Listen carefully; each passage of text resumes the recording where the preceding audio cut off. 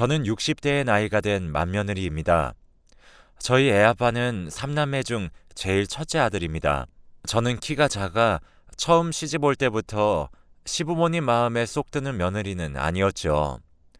저는 결혼 후 바로 첫째 딸을 낳았고, 제가 딸을 낳았다는 이유로 저희 시부모님은 병원 앞까지 오셨다가 그냥 되돌아가셨어요. 제가 둘째를 가졌을 때 아들이라는 소식에 한달음 소식을 전했더니 아이를 낳기 전까지는 모를 일이라고 축하한다는 말 한마디 건네지 않으셨죠.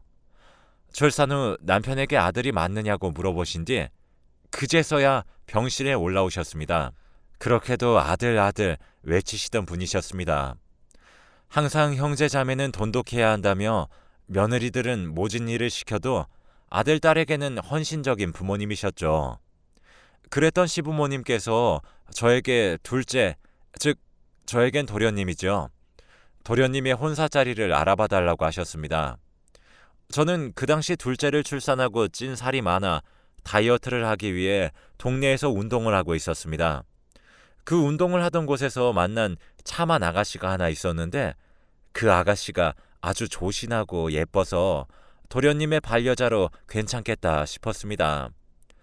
어차피 둘을 만나게 해준다고 해서 일이 다 일사천리로 풀릴 것은 아니라 생각했었으니까요. 둘을 소개시켜 주었고, 제 예상과 달리 그 두 사람은 결혼을 약속했습니다. 키도 크고 늘씬하고 무엇보다 예쁜 얼굴에 시부모님은 둘째 며느리가 예뻐 어쩔 줄 몰랐죠. 그렇게 두 사람은 결혼했습니다. 결혼하자마자 동서는 바로 아이를 임신했어요. 첫째 아이가 딸이었음에도 불구하고 시부모님은 아주 극진하게 보살펴 주셨습니다. 저에게 산후조리를 도우라고 하여 동서는 저희 집에서 산후조리를 했습니다. 저는 6살 된 딸과 2살 된 아들을 돌보며 갓난아기와 동서의 몸조리를 도왔죠. 그때까지만 해도 좋은 게 좋은 거라 생각했습니다. 저는 맏며느리로서의 도리를 해야 한다고 생각했기 때문입니다. 동서는 시부모님께서 저를 하대하자 어느 순간부터 제게 이것저것 요구를 하기 시작했습니다. 아이를 봐달라는 부탁으로 시작해서 나중엔 살림까지 부탁하더군요. 저는 시부모님의 말씀도 있고 착하디 착한 도련님을 생각해서 열심히 도와주었죠. 그렇게 산후조리가 끝난 후 동서는 아이와 함께 집으로 돌아갔고, 어느 날 시부모님께서 저에게 전화가 왔습니다. 둘째네가 이혼을 한다는데 당장 가서 말리라는 이야기였습니다. 알고 보니 동서는 시댁이 부잣집인 줄 알았는데 생각보다 부자가 아니라는 이유로 이혼을 요구했습니다. 아이를 키울 생각 없으니 네가 키우든 아니면 형님네 댁에 주라는 말도 했습니다. 저희 애아빠는 화를 참지 못하고 조카를 키울 테니 당장 이 집에서 나가라고 했습니다. 생각보다 부잣집 이야기가 나온 이유는 동서가 시집 올 때 동서네 집에서 몇 평짜리 집을 해줄 생각이냐, 집 크기에 맞춰 혼수를 해야 하니 지체하지 말고 집을 해달라 하였고, 그 말에 자존심이 상해 열받았던 저희 시부모님은 본인들이 가지고 계신 2층짜리 주택을 그대로 둘째 아들에게 주셨습니다. 혼수를 얼마나 채워오나 두고 보겠다는 말과 함께요. 그 큰 집을 덜컥 주었으니 적어도 동서는 결혼 후 안정이 될 때까지 생활비와 아이 양육비를 책임져 주실 거라 생각했다고 합니다. 하지만 그 집 이외에 아무런 지원이 없자 이혼을 운운했던 거예요. 지금 생각해보면 이혼을 외친 이유도 돈 때문이었던 것 같습니다. 아무튼 저희 애아빠가 강경하게 나왔고, 동서는 그대로 아이를 저희 집에 두고 집을 나가버렸습니다. 그렇게 아이 하나를 더 맡아 키워야 하는 제 이야기는 아무도 들어주지 않았죠. 그냥 시키니까 해야 하는구나 싶었죠. 그렇게 아이를 키운 지 한 달도 안 된 시점에 동서가 다시 돌아왔습니다. 둘째를 가졌다는 이유였습니다. 저는 기가 막혔고 저희 애아빠 또한 기가 막혔는지 도련님에게 물어보았습니다. 앞으로 어떻게 하는 것이 좋겠냐 하니 저희 도련님은 둘째를 가졌으니 같이 살아야겠다고 하였습니다. 그래서 결국 동서는 다시 2층 집으로 돌아왔죠. 동서의 둘째 산후조리 역시 저의 몫이었습니다. 시부모님은 다시 동서가 집을 나갈까 안절부절하셨고, 동서는 떡두꺼비 같은 둘째 아들을 낳았습니다. 저는 둘째의 산후조리까지 모두 끝낸 뒤 동서를 집으로 돌려보냈습니다. 동서의 어디로 튈지 모르는 성격은 여기서 끝이 아니었습니다. 저희 애아빠가 사업을 하다 망해 빚이 생겼을 때 저희 시부모님께서는 통 크게 땅을 팔아 저희 빚을 갚아주었습니다. 그때부터 동서는 저와 시부모님과의 사이를 이간질하기 시작했습니다. 평생을 종교 없이 지내던 동서가 시부모님께서 다니는 교회를 다니기 시작했습니다. 교회에서 누구보다도 열심히 봉사하며 시부모님을 극진히 모시더랍니다. 그러더니 어느 날부터 제가 전화로 교회 나가는 것을 못마땅하게 생각한다고 연락을 했다며 거짓으로 시부모님께 이간질을 하기 시작한 것입니다. 저는 어릴 때부터 다니던 교회가 있었고 그곳에서 아이 아빠와 만났습니다. 그런 제가 동서가 교회를 다닌다고 못마땅하게 생각할 이유가 있겠습니까? 하지만 시부모님은 제가 다른 교회를 아이 아빠와 함께 나가는 걸 싫어하셨고 동서의 말을 곧이곧대로 믿으셨습니다. 동서는 교회에서 봉사하며 시부모님께 하소연을 매일 했다고 했습니다. 형님네는 빚도 갚아주셨는데 자기들도 사업을 시작하고 싶다고요. 사업 자금이 필요한데 본인들에게도 그만큼 도와주셨으면 한다고요. 하지만 저희 시부모님은 매우 짠돌이셨습니다. 그렇게 쉽게 큰 돈을 턱 내놓을 리 없었죠. 동서는 다시 한번 이혼을 하겠다는 강수를 두었습니다만 저희 시부모님은 묵묵부답이셨습니다. 이혼까지 했다가는 맨몸으로 쫓겨날 것 같으니 동서는 이혼에 대한 수를 접었습니다. 한동안 잠잠하기에 저는 마음을 놓고 시부모님께 더 잘하려 노력했죠. 저희 애아빠는 동서의 이간질 내용을 알게 된 후 시부모님께 큰 화를 냈고 그 뒤로 시부모님 댁에 발길을 끊었습니다. 하지만 저는 맏며느리로서의 도리를 하기 위해서 명절에도 주말에도 아이들을 데리고 시댁에 갔습니다. 적어도 큰아들이 찾아오진 않아도 큰 손주들을 보고 싶어 할 것 같아서였죠. 저의 진심이 통했는지 시부모님도 어느 날부터 저에게 잘해주시기 시작했어요. 동서는 더 이상 시부모님께 돈 나올 구석이 없다고 생각했는지 명절에도 도련님과 아이들만 보내고 본인은 오지 않았습니다. 그래도 교회는 나간다고 하기에 무슨 꿍꿍이인지 궁금했죠. 그러던 어느 날 제가 우연히 밥을 먹으러 식당에 갔다가 동서를 마주쳤습니다. 동서는 절 모른 척 고개를 숙였지만 그 테이블에 웬 남자와 함께 선글라스를 쓴 채 밥을 먹고 있는 것을 보았습니다. 명절에 가끔 만날 때도 늘 무릎이 나온 추리닝만 입고 있는 것을 보았는데 정말 살림이 힘들어서 그런가 보다 했었는데 알고 보니 일부러 입고 나오는 거였더라고요. 밖에서는 누구보다 멋지게 하고 다니는 것을 보니 기분이 이상해졌습니다. 저는 그때 약간의 확신이 섰습니다. 지금 동서가 바람을 피고 있다는 확신이요.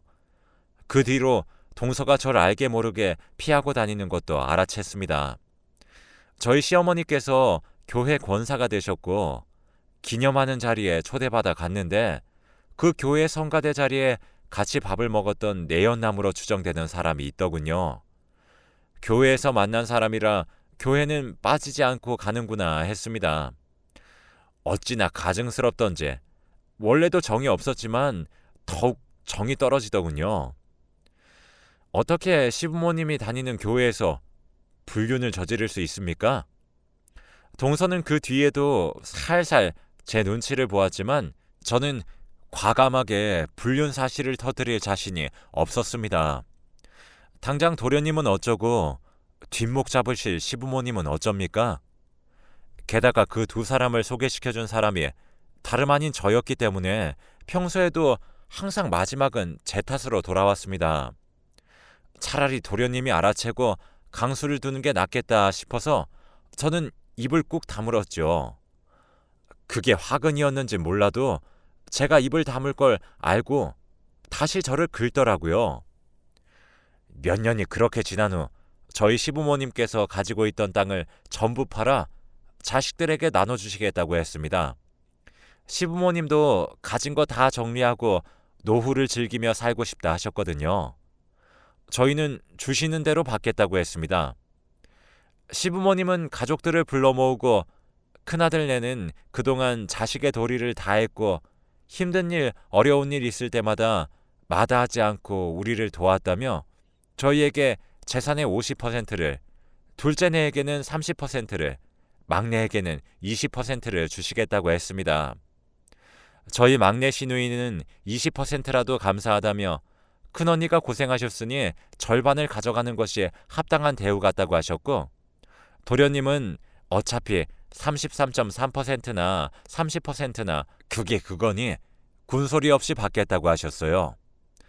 어찌나 감사한 형제의 우애입니까? 저나 저희 애아빠는 솔직히 걱정했었거든요. 하지만 그렇게 유산 정리가 끝나고 세금을 내고 돈을 받기로 한 날 생전 안 오던 시댁을 동서가 찾아왔더라고요. 자기는 이 대우가 부당하다고 여긴답니다. 막내 시누이가 20%를 받겠다 하였으면 큰아들과 작은아들이 40%씩 가져가야지 왜 큰형님 댁은 50%를 가져가냐 이 말이었죠. 시부모님은 당연히 화가 많이 나셨습니다. 우리가 한평생 일거둔 돈인데 네가 무엇이라고 돈을 탐내냐고요. 그래도 동서는 뜻을 굽히지 않았습니다. 이런 식으로 나오면 소송을 불사하겠노라 선언했죠. 시아버지께서 소리를 치며 그럴 것 같으면 돈을 한 푼도 주지 않겠다 하였지만 동서는 콧방귀를 뀌면서 어차피 소송하면 자식들 다 똑같이 나누게 되어 있으니 그러지 마시고 시누이 뜻을 따라 시누이만 20% 주고 나머지는 동등하게 나누자고 당돌하게 말하는 것이 아니겠습니까? 저는 기가 막히고 코가 막혔습니다. 수년간 명절에 코빼기 한번 안 비치던 동서가 돈독이 올랐으니까요. 시부모님도 똑같이 말씀하셨습니다. 코빼기 한번 안 보이던 며느리가 돈독이 올라 가족들을 모함한다고요. 저희 시부모님이요. 고집도 세고 아들이라면 껌뻑 죽으시기도 하며 저에게 시집살이를 시키지 않으신 것도 아니었지만 제가 집이 힘들어 한두 푼 벌어보고자 일을 할 때에도 제가 피곤할까 걱정해 주시고 명절인데도 집에서 모이지 않고 밖에서 밥 한 끼 사 먹이시고 용돈 쥐어 보내주신 분들입니다. 비록 처음 시작은 저를 탐탁지 않게 생각하셨을지라도 나중엔 사랑으로 보듬어 주셨죠. 저는 참을 수 없었습니다. 하지만 저희 가족들 모두 동서에게 화를 냈기에 저는 또다시 입을 다물었죠. 그러던 중 저희 시아버님께서 쓰러지셨습니다. 그리고 병원에 입원한 지 채 일주일이 되지 않은 시점에 돌아가셨어요. 유산으로 분쟁이 있던 중 쓰러지신 터라 마음이 더욱 쓰라렸죠. 저는 최선을 다해 장례식장을 지켰습니다. 저희 아들, 딸들도 함께 할아버지의 장례식장을 지켰죠. 동서는 코빼기도 보이지 않았습니다. 물론 작은 집 자식들도 보이지 않았습니다. 학생이라 바쁘다는 이유였죠. 둘째 날 본인의 지인들이 장례식장에 방문하자 같이 나타나서는 부조를 빼돌리는 것을 보았습니다. 그때서야 저는 며느리로서의 마지막 도리를 지키지 않는 모습을 보고 화가 머리끝까지 올라와 동서를 따로 불러냈습니다. 아무리 돈독이 올라도 어떻게 부조까지 손을 댈 수 있느냐 했더니 이 돈은 자기 몫이 맞다면서 형님도 돈독이 올라 유산의 반을 가져가는 것 아니냐 하더군요. 저는 혼자 남으신 시어머님을 모시고 살 생각이었습니다. 그 이야기를 들었는지 동서가 시어머님의 노후 자금까지 탐내냐고 소리치더라고요. 저는 제 의도가 그렇게 곡해되는 것이 너무나도 속상했습니다. 저도 지지 않고 소리를 질렀죠. 어디 시어머니 교회에 가서 봉사하는 척 바람이나 펴놓고 당당하냐고요. 시부모님과 저 사이에서 이간질을 그렇게 해놓고서도 아직도 돈독이 올라서 그러고 싶냐고 소리쳤습니다. 일부러 사람들 들으라고 소리친 건 아니었지만 담배를 피러 갔다 온 저희 애 아빠와 도련님도 그 이야기를 들었더군요. 그런데 도련님이 집안 망신시키지 말고 가족들끼리 합의 본 사항이니 토달지 말라 하지 않았느냐, 동서에게 오히려 망신을 더 주더군요. 도련님도 아마 동서가 바람을 피고 있었던 사실을 알고 있었나 봅니다. 동서는 왜 자기한테만 다들 뭐라 하냐면서 그 자리에서 울었고, 몰랐으면 했던 시어머니까지 내 아들을 두고 바람을 폈냐면서 역정을 내셨습니다. 시어머님은 당장 이혼을 종용하며 너희 집에는 단 한 푼도 못 주겠다 했습니다. 그제서야 상황 파악이 됐는지 동서가 무릎을 꿇고 빌었습니다. 바람핀 건 훨씬 이전의 일이고 지금은 다 정리가 되어 있으며 애 아빠에게도 사죄했고 지금은 다 풀었다면서 우리 가족의 문제니까 형님이 왈가왈부하지 말라고 하더군요. 제가 글쎄 시어머니 뵐 면목이 없을 정도였습니다. 그 두 사람을 소개시켜준 건 저였고 애초에 제가 그러지 않았더라면 도련님은 더 좋은 짝을 만날 수 있었을지도 모를 일이니까요. 저는 가져간 부조금을 내놓으라 했고 동서는 표독스러운 표정으로 이깟 돈이 얼마나 되겠느냐며 내 지인이 낸 부조를 내가 가져가는 것이 그렇게 배가 아파서 빼앗는 것이냐 소리를 왁왁 질렀습니다. 상식적으로 그게 돈이 아까워서 내놓으라는 것이 아니지 않습니까? 그리고 부조를 나중에 나눴으면 나눴지 그걸 저희가 꿀꺽이라도 하겠습니까? 동서에게는 상식이 통하지 않더군요. 저희 애아빠는 그렇게 뒤로 돈을 가져가서 잘 될 리 없다고 꼭 배탈이 날 것이라며 냅두라고 했습니다. 그렇게 한바탕 소란 후 잠잠해지나 했었습니다. 시부모님 댁을 정리하고 시어머니를 집으로 모시고 들어왔습니다. 혼자 살면 적적하실 텐데 손주들도 있고 어머님 혼자 사는 건 불안하니 저희와 함께 노후를 보내시자 몇 번을 조르고 졸라 모셔왔습니다. 그렇게 작은 집과는 왕래를 끊었고 조용히 사나 싶었는데 어느 날 어머님이 전화기를 붙잡고 하염없이 울고 계시더군요.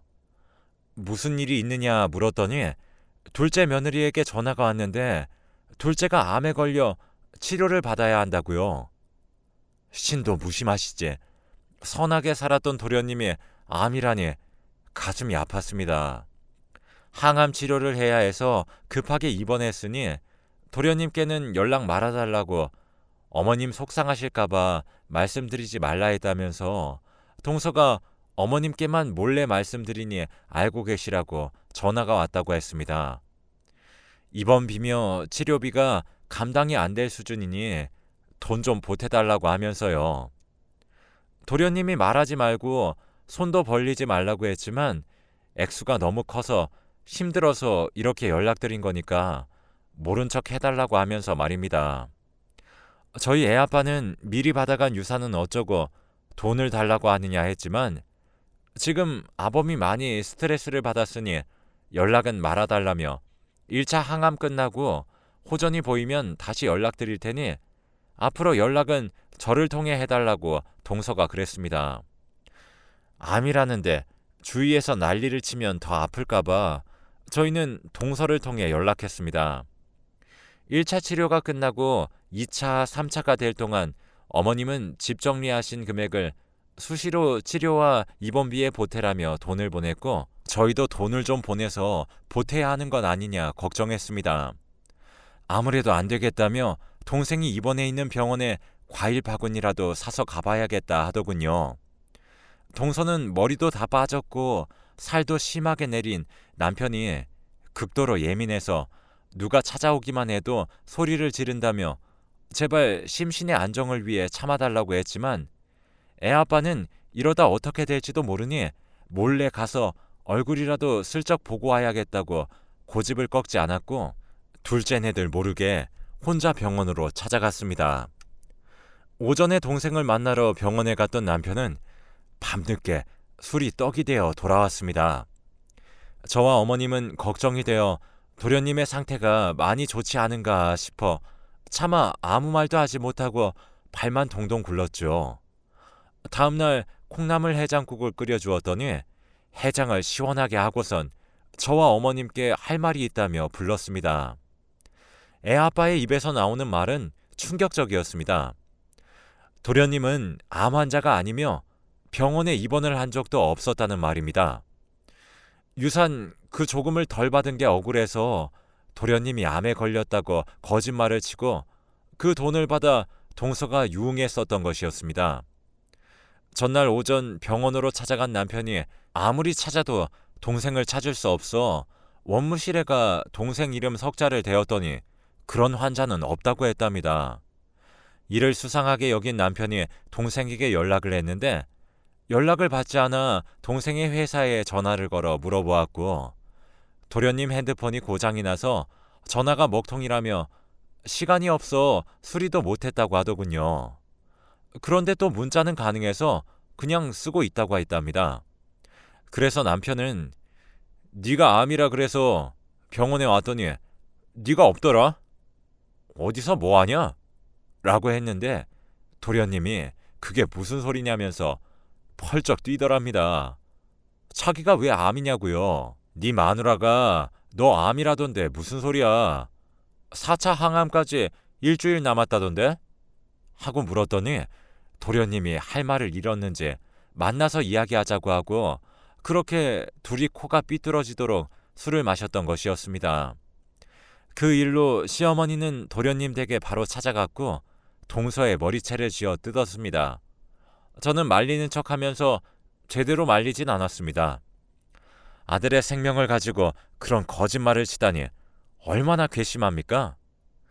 너 같은 며느리 필요 없으니 당장 짐 싸서 나가라고 하니 동서가 이제 더 볼 것도 없다면서 돈도 없으면서 자존심 세우지 말라고 어른에게 할 말 못할 말 다 뱉더니 짐 싸들고 나가더군요. 그 이후 합의 이혼을 하려고 했으나 동서가 재산 분할 소송을 걸어 결국 이혼 소송을 하게 되었습니다. 하지만 동서는 몰랐던 것 같습니다. 유산은 재산 분할 소송 대상이 아니라는 것을요. 결국 빈털터리로 쫓겨나 지금은 도련님께 잘못했다고 또다시 빌고 있는 것 같더군요. 도련님께 팽당한 후 친정에서도 애물단지처럼 지낸다고요. 그리고 법적 조치를 취함으로써 저희 가족 모두에게 거짓말을 쳐서 돈을 빼돌려서 이득을 취한 것 또한 사기로 판단이 되었습니다. 저는 인과응보라고 생각합니다. 그렇게 돈 욕심을 내다가 결국 돈으로 망한 거죠. 지금이라도 전 동서가 정신 차리고 남에게 피해주지 않고 살기를 바랍니다.